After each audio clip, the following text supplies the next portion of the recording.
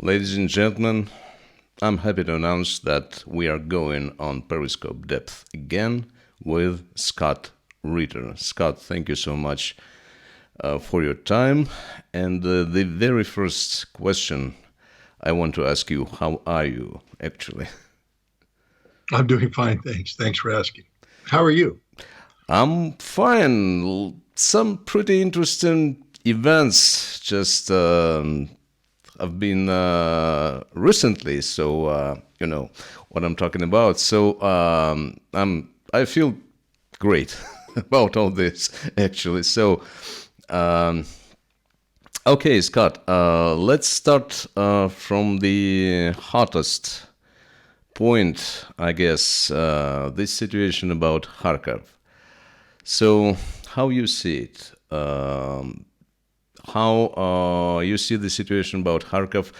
Do you expect the city, the assault on the city, or maybe you consider that the city would be rather encircled and there won't be any fighting, street fighting, or something like that? What happened in Mariupol, and all the things which are on the map right now. What's your take on those? Well, I think if we're talking about a battle of Kharkov, you're talking about the wrong thing. First of all, the Russian military, the Russian government has never made the capture of Kharkov a strategic point of interest. They have never talked about the capture of Kharkov. Even today, there's no talk about it. The most that's been spoken of is the need to create a buffer zone to push Ukrainian forces back from the border with Russia so that Ukrainian artillery won't be able to shell Belgorod. That's the stated objective.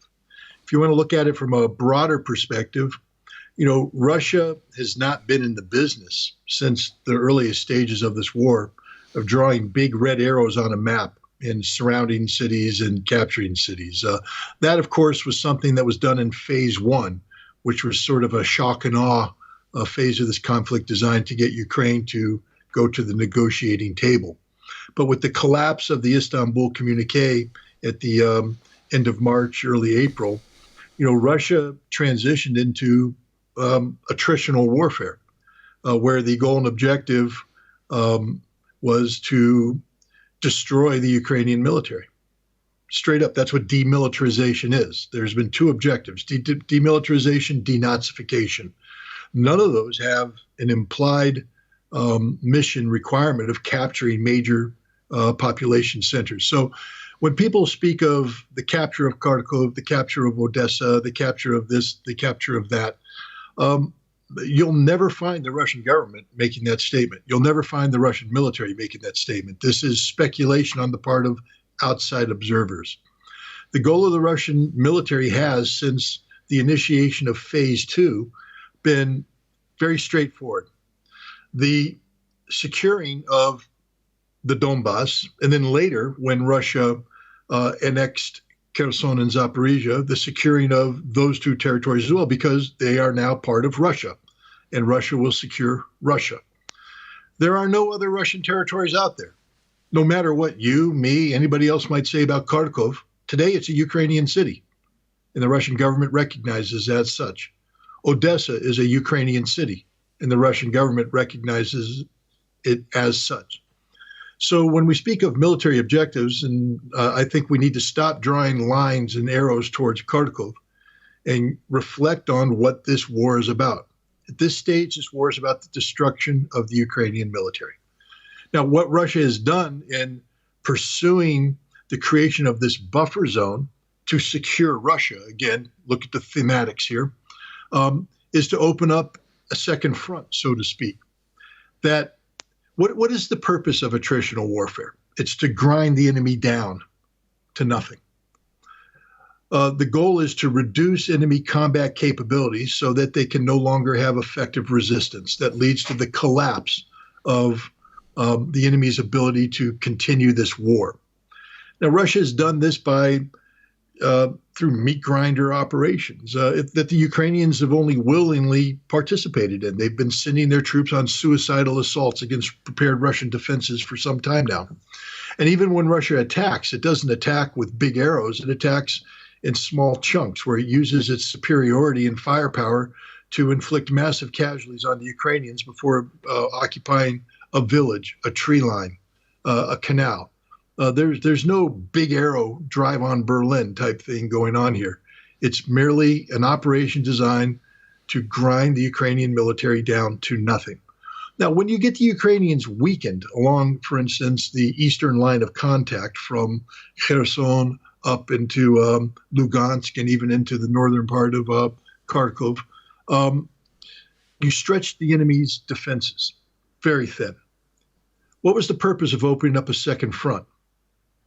To divert Ukrainian strategic reserves to that second front, to compel Ukraine to take resources away from the eastern line of contact and put them in this new front to further weaken the eastern line of contact.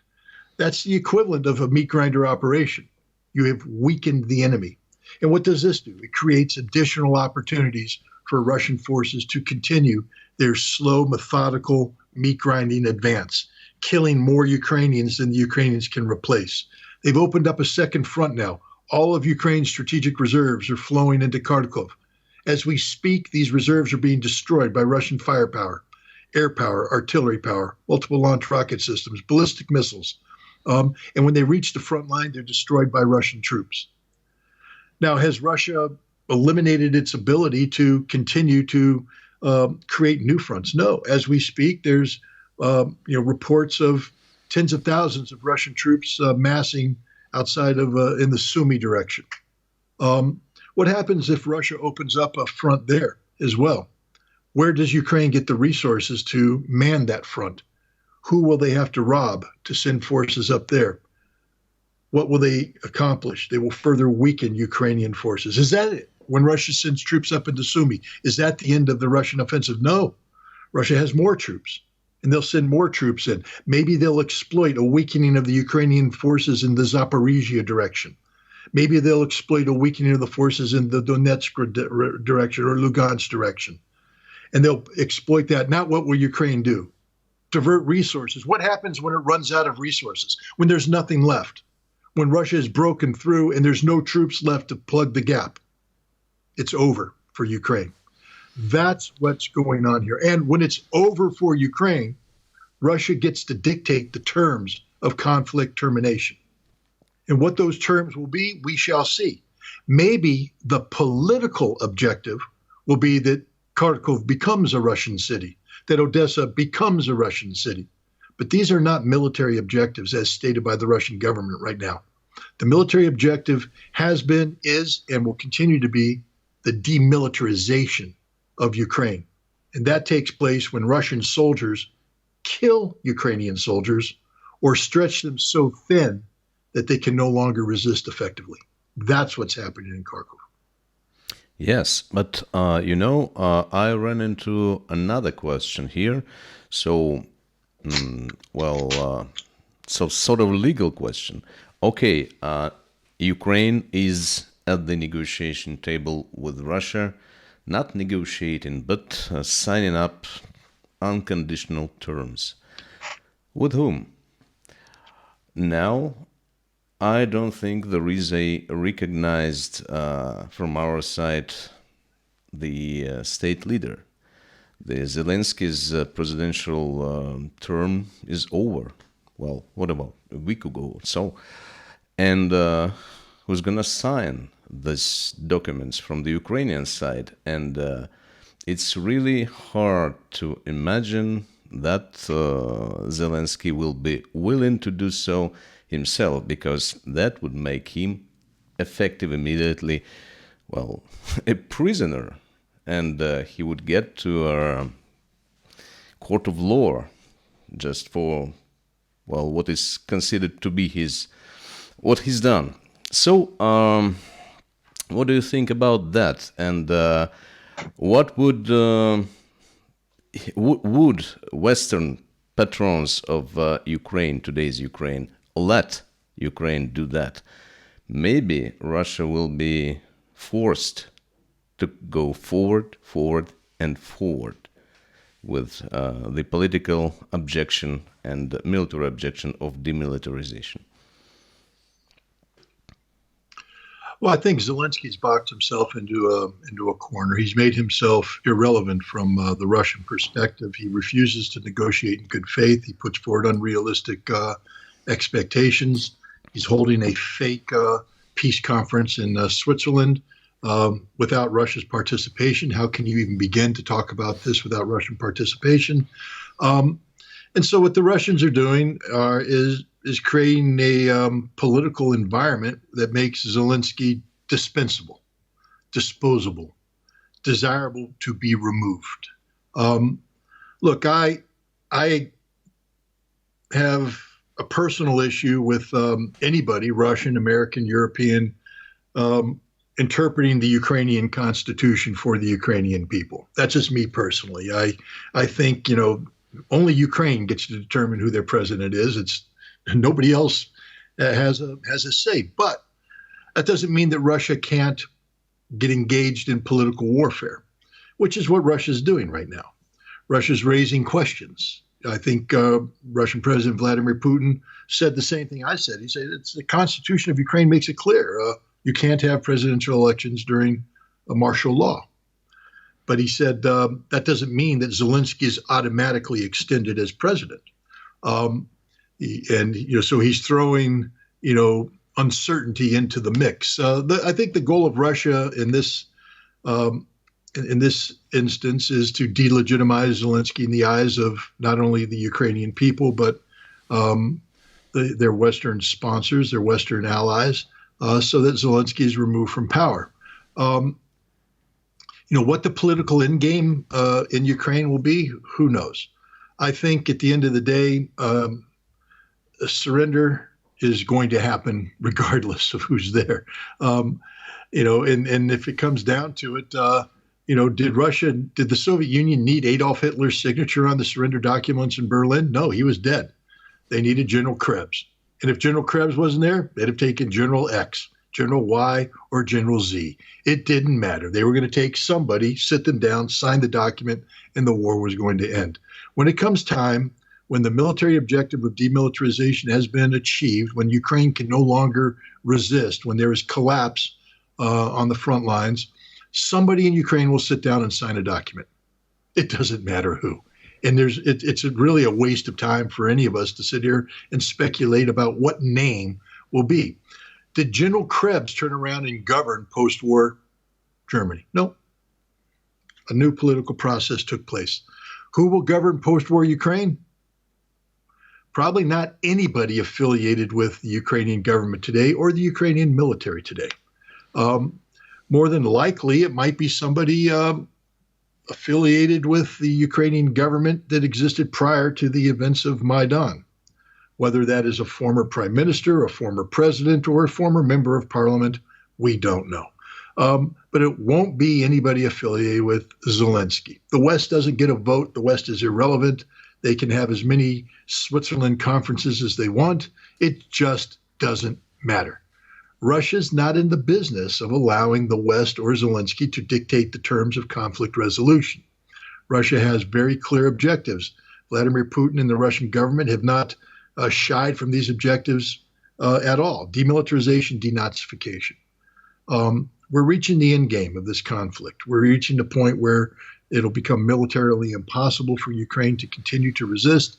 The West has lost the ability to sustain support for Ukraine economically, militarily, and politically. And the Zelensky government, I think, is about to enter the pages of history as the former government of Ukraine. So we shall see. It's an interesting time. But the one thing that is certain is that the Russians have a plan. And that plan revolves around demilitarization and denazification and trying to be specific about, who crosses the T's and dots the I's on a surrender document. I think it's a waste of time because it doesn't matter. Scott, this brings us to another question. Yes, this is scenario number one. If another scenario doesn't get involved, so what I'm speaking about? Some Western leaders, along with NATO leader Jens Stoltenberg, just insist on blessing Ukrainian army to officially use Western weapons, American weapons, German weapons, any long-range weapons, to use them to strike deep inside Russian territory. So, saying people like Viktor Orban sound quite an alarm not to do that, warning about the World War III and nuclear war scenarios. And it looks like Stoltenberg and the others just either don't hear or just don't believe that Russia warning about such actions was more than serious. And FSB just announced that NATO started the huge nuclear strikes exercises just next to Russian border. So what's your take on that? What's going on? And are we at real risk of such blessing? And Russia's serious answer as following.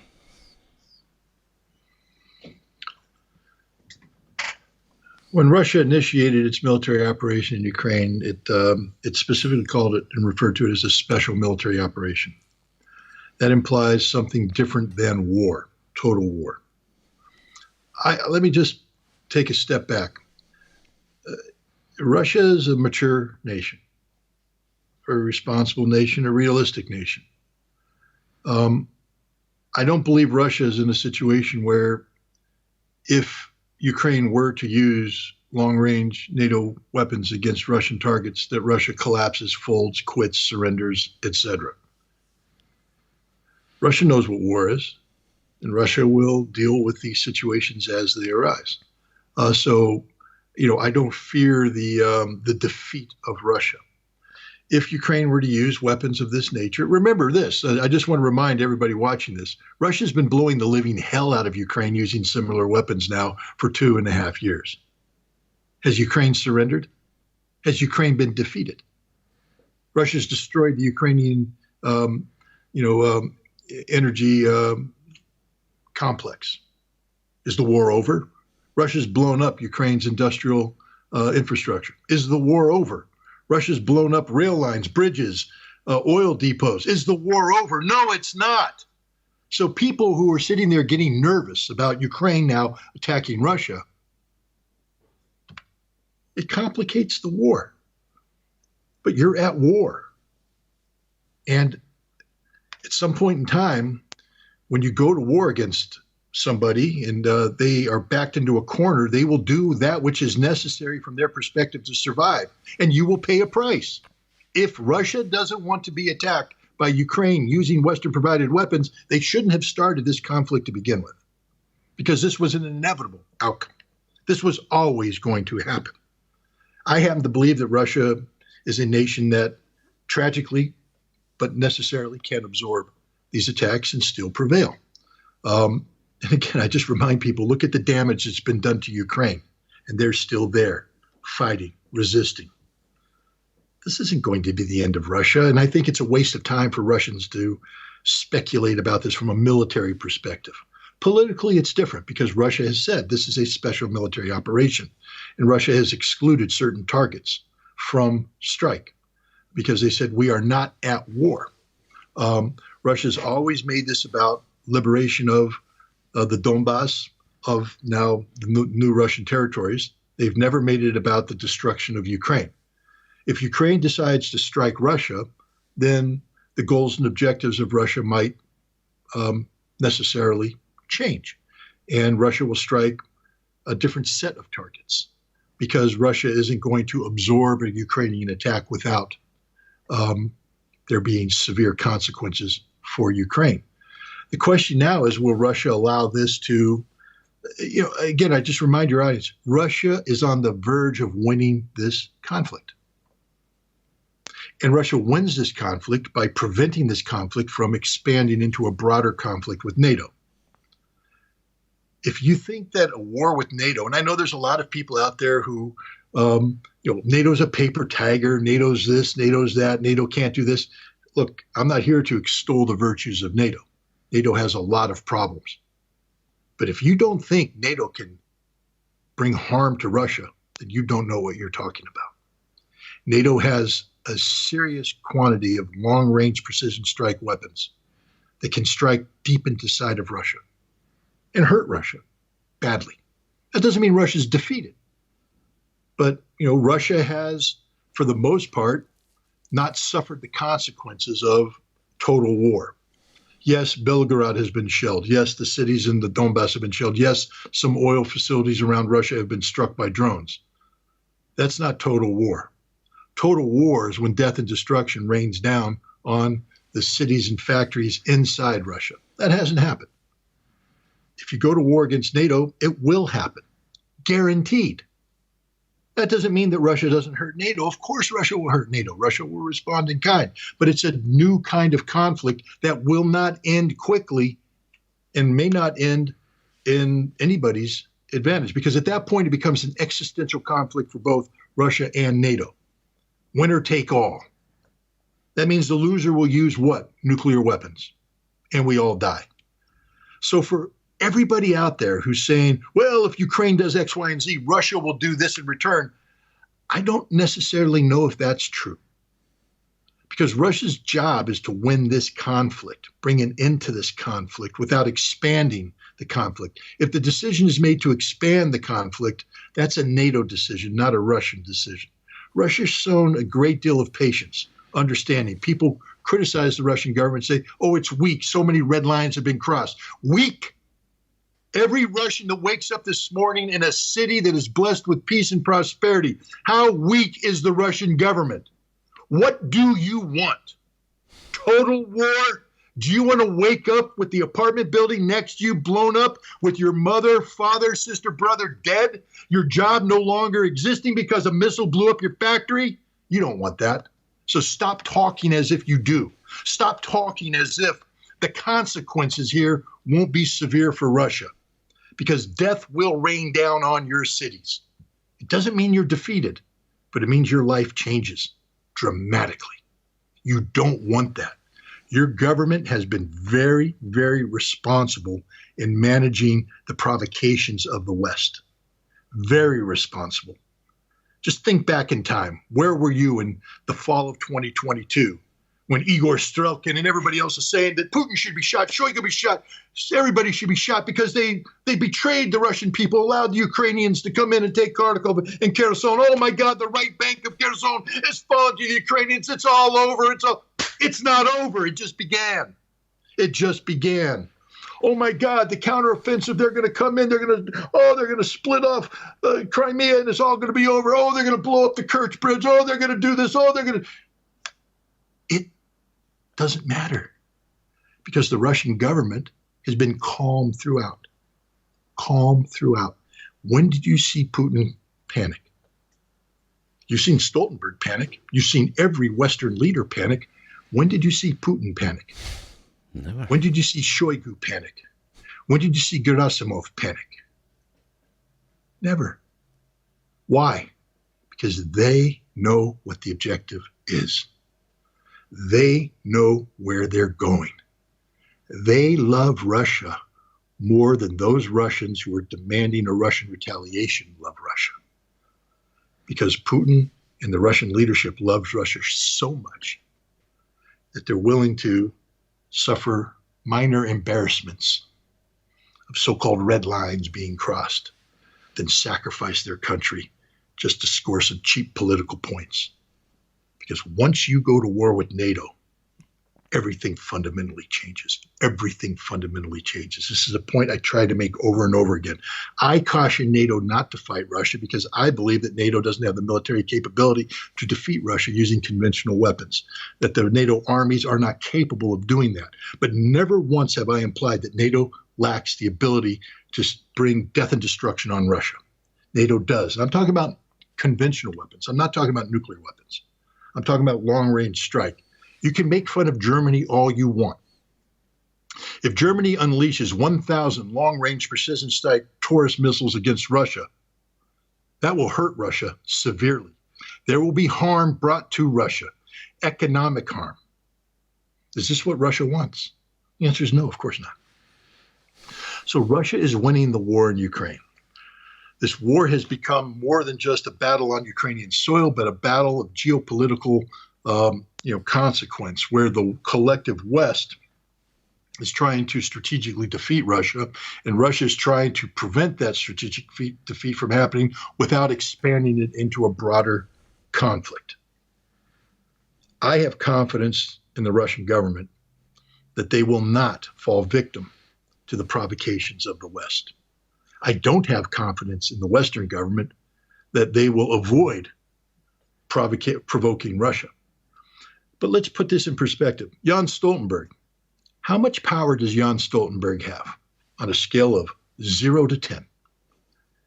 The answer is -25. No, he has no power. None. Jan Stoltenberg can order nothing to happen. Nothing. He can pick up the phone and get nothing done. His words have no meaning. That's why the Deputy Prime Minister of Italy has demanded that he recant his statement or resign.